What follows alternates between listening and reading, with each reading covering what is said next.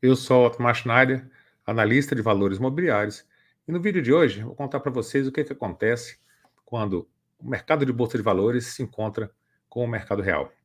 E se você gosta desse tipo de conteúdo e gostaria de aprender a investir melhor, aqui embaixo você vai encontrar link para os meus relatórios de fundos imobiliários, relatório de FIP, de FIINFRA e também para a nossa comunidade do YouTube. E vamos lá para o nosso vídeo. Então, quando a Bolsa de Valores e o mercado real se encontram, né?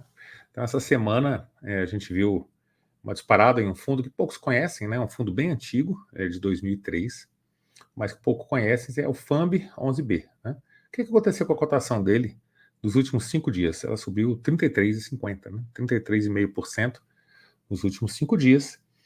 E se a gente for, saiu de 1.000 para 1.335, se a gente for olhar um pouquinho mais, com um mês, então no último mês subiu 160% praticamente, né? 159,23%. Então, foi um retorno maior do que de criptomoeda, né, no mercado imobiliário. O que aconteceu, né, com esse fundo aqui para ele ter subido 160% dentro aí de um mês?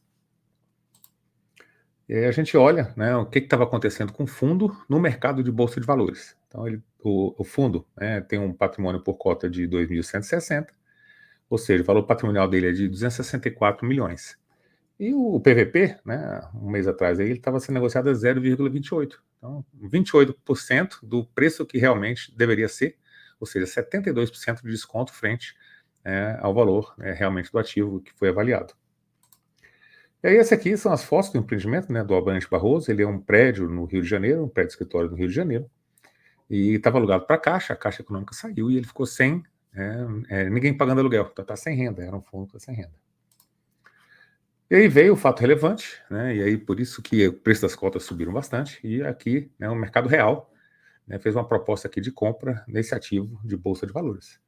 Então ele recebeu aqui uma proposta de aquisição de 120 milhões, né, pela Vitalis aqui. Só que o preço, né, do patrimônio é de 264 milhões, ou seja, eles estão querendo comprar aí mais ou menos uns 50% de desconto, digamos assim, né? Então ofereceram 120 milhões no patrimônio. Ainda assim, né, os 120 milhões é muito maior do que o valor de 75, né, que ele estava sendo cotado em bolsa. Então, ele estava sendo cotado em bolsa a 75 milhões, com o preço da cota, né, ao que estava em torno de R$ 500, ele estava aqui sendo negociado aí a 74 milhões, né, e ofereceram 120, tá? E aí eu coloquei aqui o balanço do FAMB, né, ele é um fundo bem antigo, o início dele foi em 2003, ele é um fundo de renda de lajes corporativas, né, com gestão passiva. Então, os primeiros fundos que surgiram na Bolsa de Valores foram todos assim, né? Gestão passiva, a maioria era de lajes, em torno de 60%, 70% dos fundos que a gente tinha em Bolsa de Valores eram de laje corporativa, né? Hoje é um setor que está em quarto lugar, né, entre os maiores setores da Bolsa, né? O CRI hoje é o primeiro lugar. Então, ele foi ultrapassado bastante. A gente está vendo aqui o patrimônio do fundo é 64 milhões, né? Pelo patrimonial por cota, 2.160.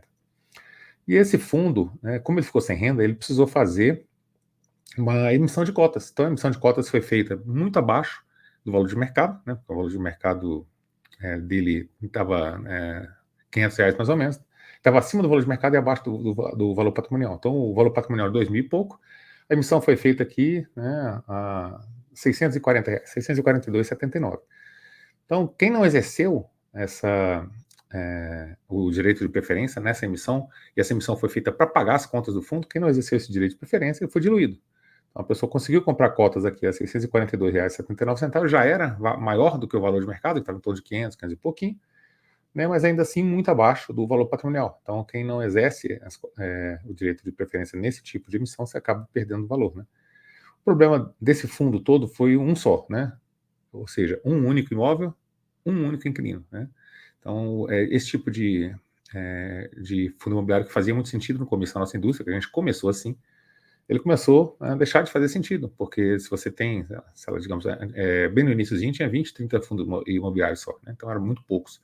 Então você tinha que ter 10 fundos imobiliários para diversificar e cada um deles só tinha um imóvel. Então você não tinha uma diversificação muito grande se colocasse todo o seu patrimônio nesse tipo de fundo imobiliário. Então, hoje, para você ter um ativo desse jeito, a gente tem fundos imobiliários mono hoje, né? O exemplo aqui é o GTWR, que está em Brasília, alugado para o Banco do Brasil, né? Ele é um fundo imobiliário que tem apenas um imóvel, que tem apenas um inquilino também, né? E o que você tem que fazer, lógico, né, é não ficar muito concentrado, né, nesse tipo de fundo, não que você não possa tê-lo, né, fazer parte, ser cotista do fundo, mas você não pode ter uma concentração muito grande, sabendo que o risco dele é bem mais elevado, né, se você adquirir um único imóvel com um único inquilino. Então, o que que acontece aqui, né? Bolsa de valores vezes o mercado real. Então, na bolsa, os fundos imobiliários eles são precificados pela renda. Então, todo mundo, né, quer um fundo imobiliário por conta da renda que ele proporciona. Se a renda começa a cair ou zera, né, o preço da cota do fundo imobiliário vai lá para baixo. Existe um patrimônio por trás disso? Sim, existe, né? Mas a avaliação que é feita, a maioria dos ativos de bolsa de valores, eles costumam ser avaliados por fluxo de caixa descontado. Então, se você tem uma renda muito baixa, ou se a renda vai caindo, ou se a renda é zero, né, o preço desse ativo, a avaliação dele fica menor.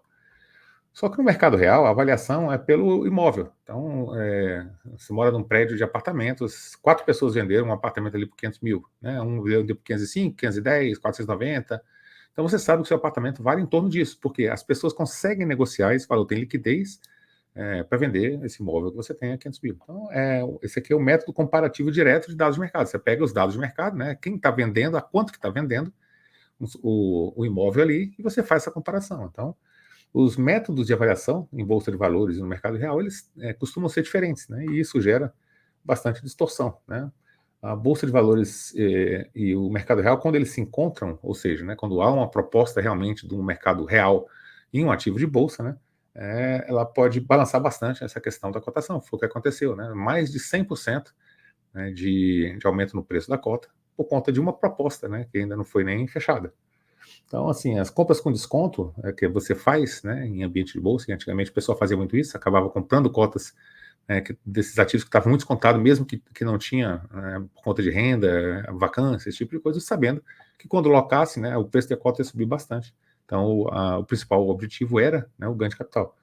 Então, muitas vezes você consegue fazer compras aí com um desconto muito grande, né, muitas vezes maior até do que de um leilão, né? O pessoal fala muito assim, leilão de imóveis, né? Você compra um imóvel pela metade do preço, às vezes sai até por menos da metade do preço, né? Esse aqui estava sendo negociado em bolsa, né, a 28% do preço que ele foi avaliado, né, por um avaliador isento, né, que fez a auditoria e colocou realmente o valor através de uma metodologia e estava com esse valor de mercado. Então, muitas vezes, né, dentro da Bolsa de Valores, existem, né, grandes ofertas, né, ativos com um preço muito mais em conta, muito mais baixo do que ele seria, né, no mercado real. E quando acontece esse encontro, o mercado de bolsa com o mercado real, normalmente, né, as disparadas de preço aí pode ser uma surpresa bem agradável, né, para quem estava tentando, né, fazer essas compras aí com o objetivo de ganho de capital.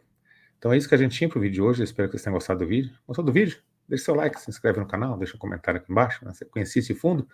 O que você achou dessa alta aí no último mês, de mais de 100% em um fundo imobiliário, que não é nada normal. Né? Então, muito obrigado por você ter assistido esse vídeo e até o nosso próximo vídeo.